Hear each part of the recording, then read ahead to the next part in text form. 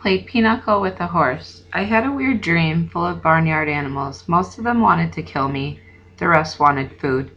I must have woken up several times, but what I heard made no sense, so I just passed out again. I remember lying in a soft bed, being spoon-fed something that tasted like buttered popcorn, only it was pudding. The girl with curly blonde hair hovered over me, smirking as she scraped drips off my chin with the spoon. When she saw my eyes open, she asked, "What will happen at the summer solstice?" I managed to croak, "What?" She looked around as if afraid someone would overhear. "What's going on? What was stolen? We've only got a few weeks." "I'm sorry," I mumbled. I don't. Somebody knocked on the door, and the girl quickly filled my mouth with pudding. The next time I woke up, the girl was gone. A husky blonde dude, like a surfer, stood in the corner of the bedroom, keeping watch over me. He had blue eyes, at least a dozen of them, on his cheeks, his forehead, and the back of his hands. Finally I came around for good. There was nothing weird about my surroundings, except they were nicer than I was used to. I was sitting in a deck chair on a huge porch, gazing across the meadow at green hills in the distance. The breeze smelled like strawberries. There was a blanket over my leg, a pillow behind my neck. All that was great, but my mouth felt like a scorpion had been using it for a nest. My tongue was dry and nasty, and every one of my teeth hurt. On the table next to me was a tall drink. It looked like iced apple juice with a green straw and a paper parasol stuck through a maraschino cherry. My hand was so weak I almost dropped the glass once my fingers were around it. "Careful," a familiar voice said. Grover was leaning against the porch rail, looking like he hadn't slept in a week. Under one arm he cradled a shoebox. He was wearing his blue jeans, Converse high tops, and a bright orange t-shirt that said Camp Half-Blood. Just plain old Grover, not the goat boy. So maybe I'd had a nightmare. Maybe my mom was okay. We were still on vacation. We stopped here at the big house for some reason, and "You saved my life," Grover said.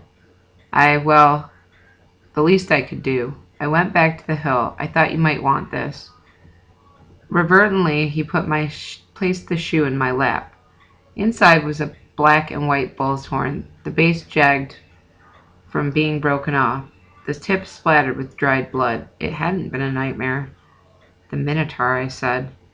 Percy, it isn't a good idea. That's why they call him, that's what they call him in the Greek myths, isn't it?" I demanded. "The Minotaur, half man, half bull." Grover shifted uncomfortably. "You've been out for 2 days. How much do you remember?" "My mom, is she really?" He looked down. I stared across the meadow. There were groves of trees, a winding stream, acres of strawberries spread out under the blue sky. The valley was surrounded by rolling hills, and the tallest one directly in front of us was the one with the huge pine tree on top. Even that looked beautiful in the sunlight. My mother was gone. The whole world should be black and cold. Nothing should look beautiful. "I'm sorry," Grover sniffled. "I'm a failure. I'm the worst satire in the world." He moaned, stomping his foot so hard it came off. I mean, the Converse high top came off. The inside was filled with styrofoam, except for a hoof-shaped hole. "Oh, sticks," he mumbled. The thunder rolled across the clear sky. As he struggled to get his foot back in the fake foot, I thought, well, that settles it. Grover was a satire. I was ready to bet that if he shaved his curly brown hair, I'd find tiny horns on his head. But I was too miserable to care that satires existed, or even minotaurs. All that meant was my mom had really been squeezed into nothingness, dissolved into yellow light. I was alone, an orphan. I would have to live with Smelly Gabe? No, that would never happen. I'd live on the streets first. I would pretend I was 17 and join the army. I'd do something. Grover was sniffling. The poor kid goat, poor satire, whatever, looked as if he expected to be a hit. I said, "It wasn't your fault." "Yes, it was. I was supposed to protect you." "Did my mother ask you to protect me?" "No, but that's my job. I'm a keeper. At least I was." "But why?" I suddenly felt dizzy, my own vision swimming. "Don't strain yourself," Grover said. "Here." He helped me hold my glass and put the straw to my lips. I recoiled at the taste because I was expecting apple juice. It wasn't at all. It was the chocolate chip cookies, liquid cookies, and not just any cookies. My mom homemade blue chocolate chip cookies, buttery and hot, with the chips still melting. Drinking it, my whole body felt warm and good, full of energy. My grief didn't go away, but I felt as if my mother had brushed her hand against my cheek, given me a cookie the way she used to when I was small, and told me everything was going to be okay. Before I knew it, I drained the glass. I stared into it. Sure, I'd just had a warm drink, but the ice cubes hadn't even melted. Was it good? Grover asked. I nodded. What did it taste like? He sounded so wistful, I felt guilty. Sorry, I should have let you taste. His eyes got wide. No, it's not what I meant. I just wondered. Chocolate chip cookies, I said. My mom's homemade. He sighed. How do you feel? Like I could throw Nancy Bobofat 100 yards. That's good, he said. I don't think you could risk drinking any more of that stuff. What do you mean? He took the empty glass from me gingerly, as if it were dynamite. Come on, Chiron and Mr. D are waiting. The porch wrapped all the way around the farmhouse. My legs felt wobbly trying to walk that far.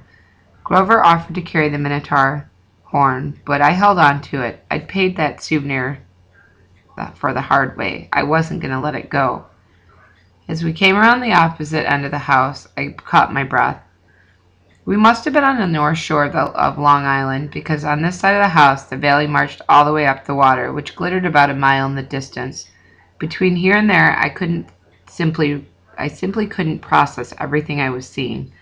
The landscape was dotted with buildings that looked like Greek architecture, an open-air pavilion, an amphitheater, a circular arena, except they all looked brand new, their white marble columns sparkling in the sun.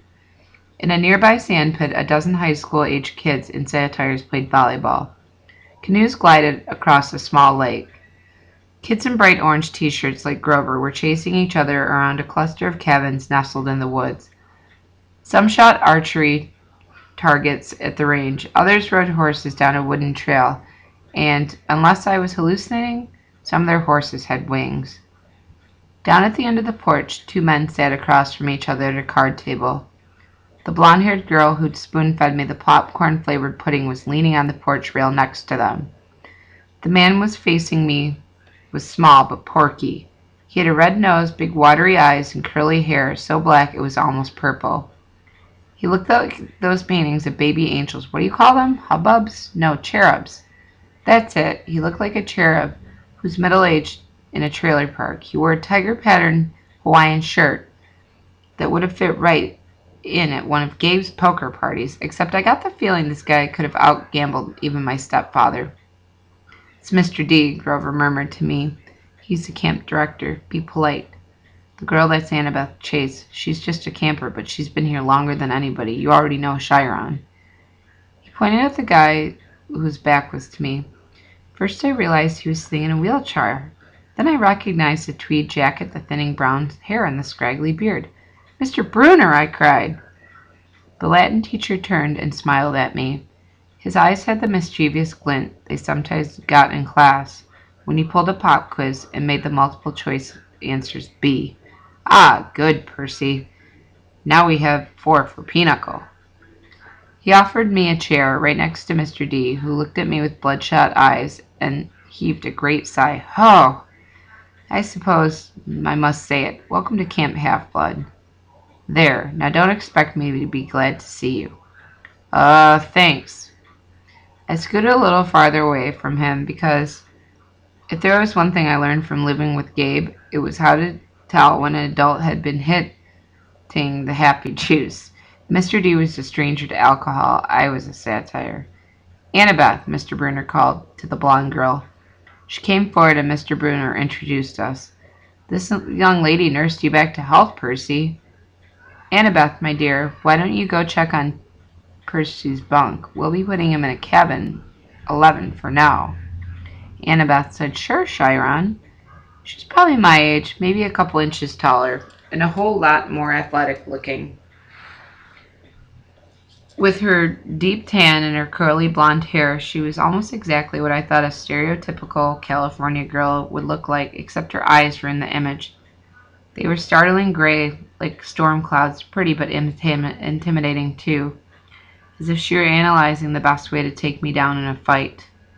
She glanced at the minotaur horn in my hands, then back at me. I imagined she was going to say, "You killed a minotaur," or "Wow, you're so awesome," or something like that. Instead, she said, "You drool when you sleep." She sprinted off down the lawn, her blonde hair flying behind her. "So," I said, anxious to change the subject, "you work here, Mr. Bruner?" "Not Mr. Bruner," the ex-Mr. Bruner said. "I'm afraid of that pseudonym. You may call me Chiron." "Okay."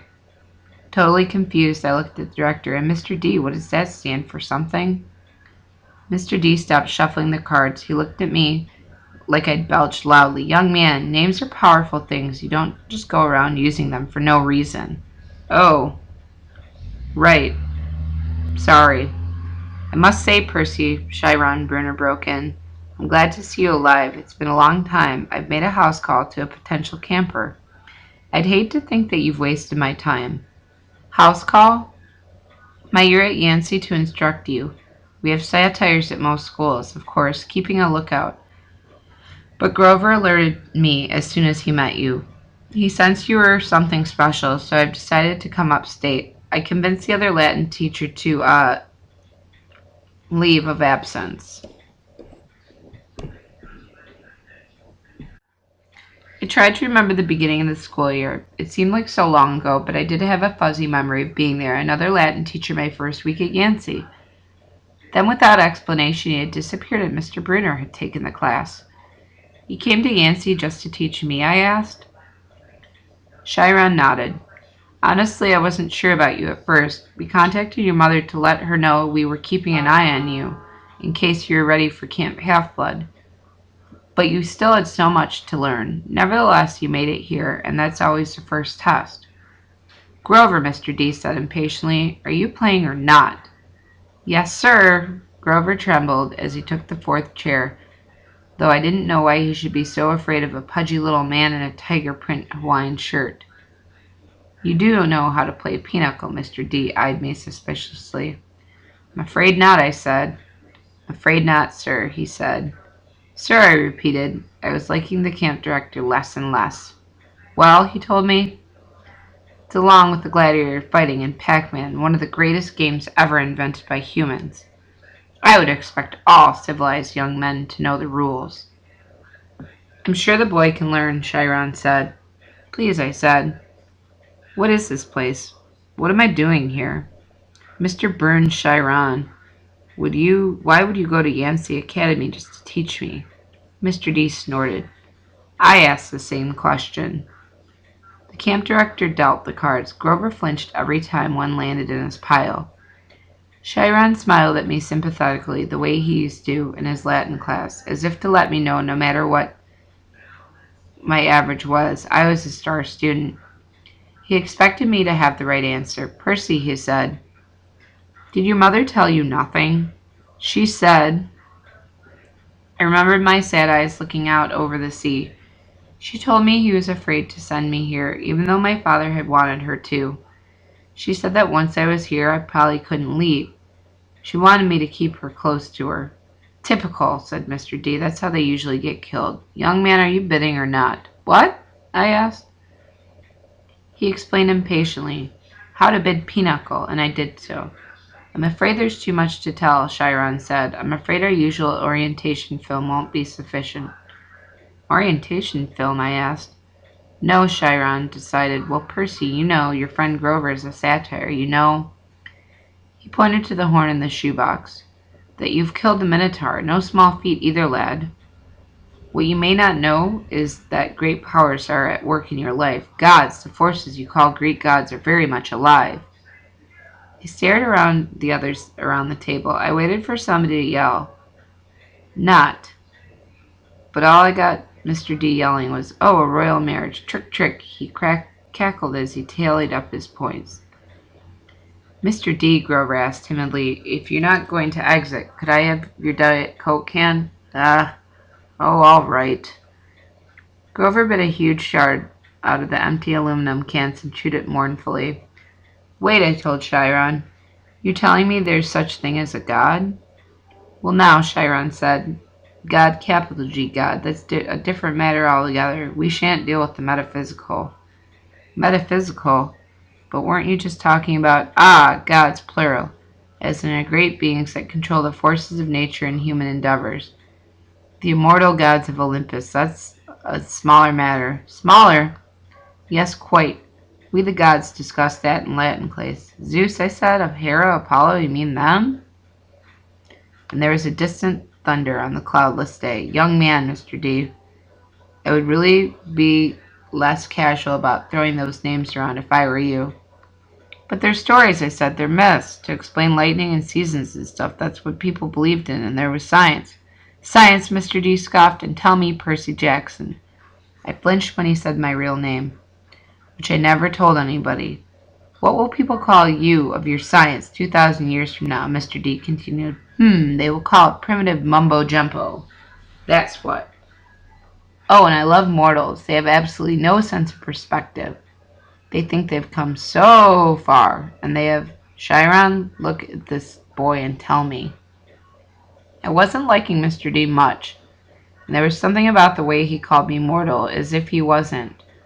It was enough to put a lump in my throat, to suggest why Grover was dutifully minding his cards, chewing his soda can, and keeping his mouth shut. Percy, Chiron said, you may not choose to believe or not, but the fact is that immortal means immortal. Can you imagine that for a moment, never dying, never fading, existing just as you are for all time? I was about to answer out the top of my head, and that sounded like a pretty good deal, but the tone of Chiron's voice made me hesitate. You mean whether people believed you or not, I said. Exactly, Chiron agreed. If you were a god, how would you be called a myth or an old story to explain lightning? What if I told you, Percy Jackson, that some day people would call you a myth, just created to explain how little boys can get over losing their mothers? My heart pounded. He's trying to make me angry for some reason, but I wasn't going to let him. I said, I wouldn't like it, but I don't believe in gods. Oh, you'd better, Mr. D murmured, before one of them incinerates you. Grover said, please, sir, he just lost his mother. He's in shock. A lucky thing, too, Mr. D grumbled, playing a card. Bad enough I'm confined to this miserable job working with boys who don't even believe. He waved his hand and a goblet appeared on the table as if sunlight had been bent momentarily and woven in the air into glass. The goblet filled itself with red wine. My jaw dropped, but Chiron hardly looked up. Mr. D, he warned, your restrictions. Mr. D looked up at the wine in feigned surprise. Dear me, he looked at the sky and yelled, old habit, sorry. More thunder. Mr. D waved his hand, and the wineglass changed into a fresh can of Diet Coke. He sighed unhappily, popped the top of the soda, and went back to his card game.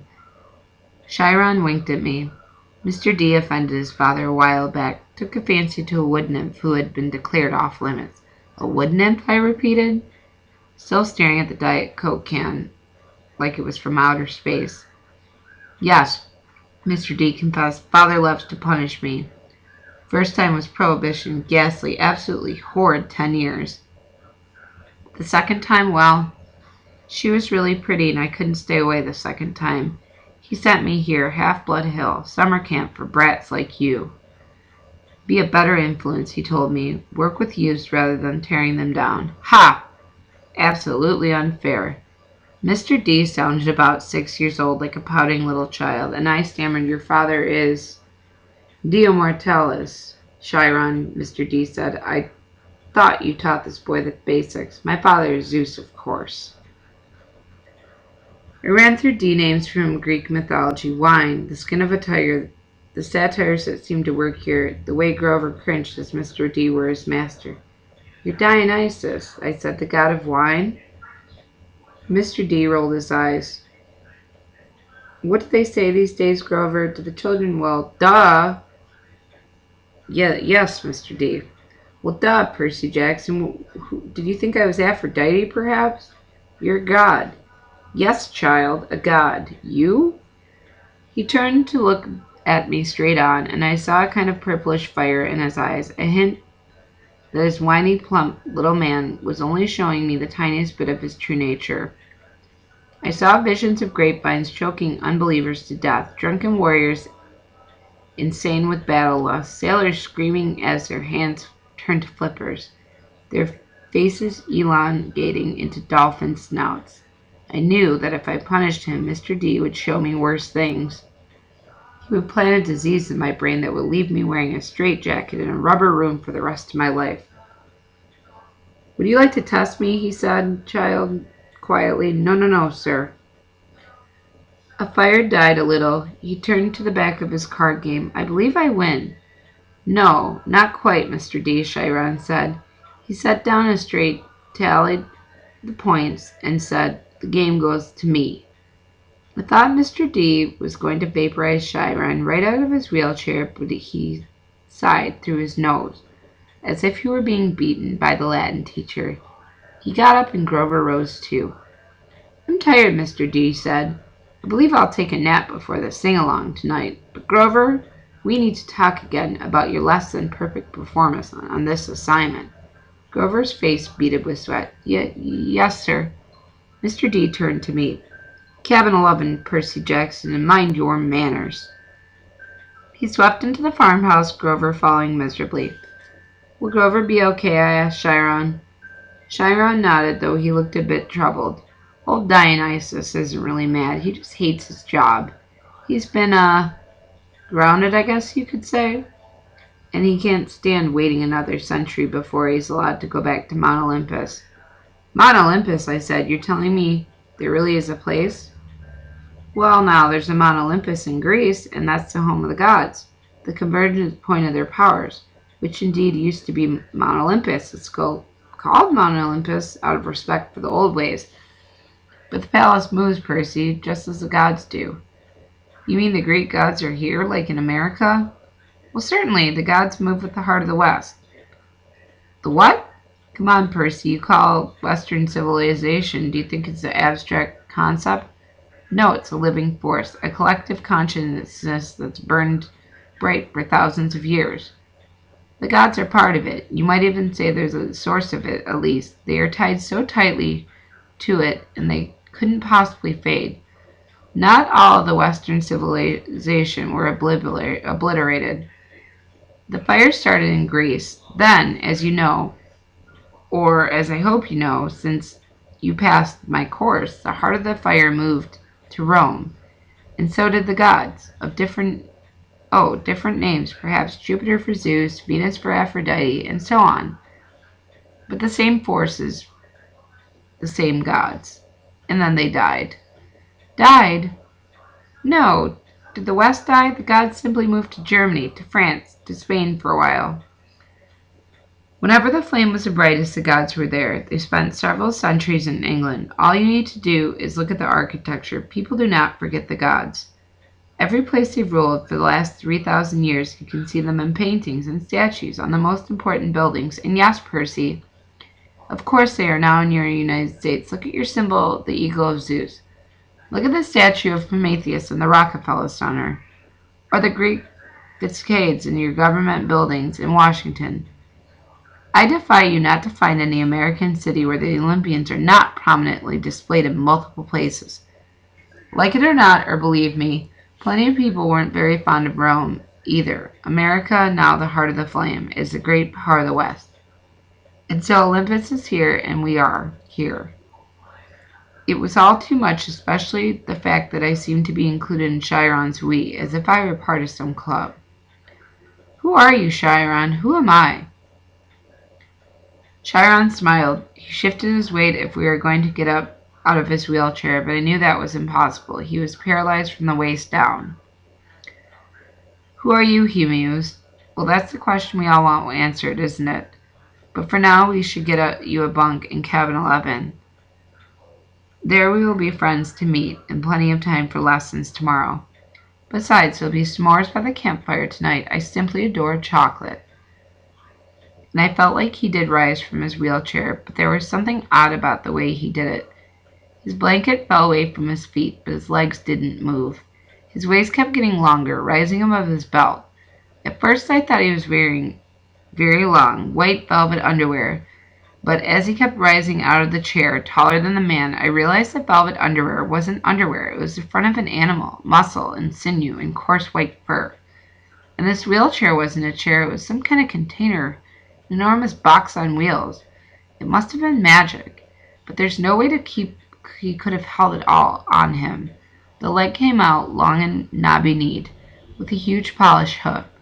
Then another front leg. The hindquarters and the box were empty, nothing but a metal shell, with a couple of fake human legs attached. I stared at the horse who had been sprung from the wheelchair, a huge white stallion, but where its neck should be, the upper part of my Latin teacher smoothly grafted into a horse's trunk. "What a relief," the centaur said. "I've been cooped up in there for so long." My fetlocks had fallen asleep. "Now, Percy Jackson, let's meet the other campers."